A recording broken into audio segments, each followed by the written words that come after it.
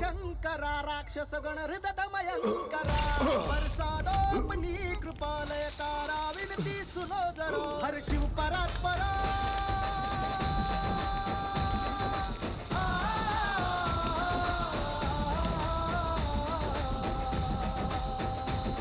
ओ मल्लन्ना रक्षा करो।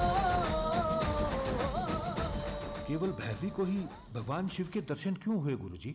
जो भी मनुष्य अपने जीवन काल में भगवान शिव का नाम 110 कोटि बार लेगा, केवल उसे ही भगवान शिव के दर्शन होंगे। किंतु यदि आप जैसे महात्मा ऐसा नहीं कर पाए तो इतनी कम आयु में भैरवी ऐसा करने में कैसे सफल हो गई?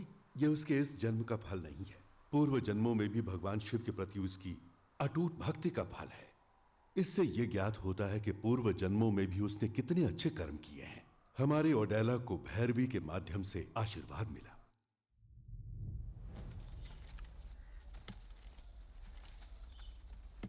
ओम नमः शिवाय।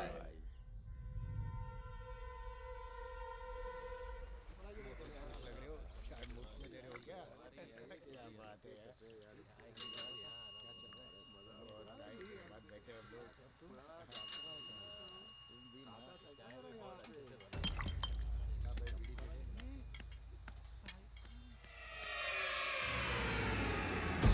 Drink the power, drop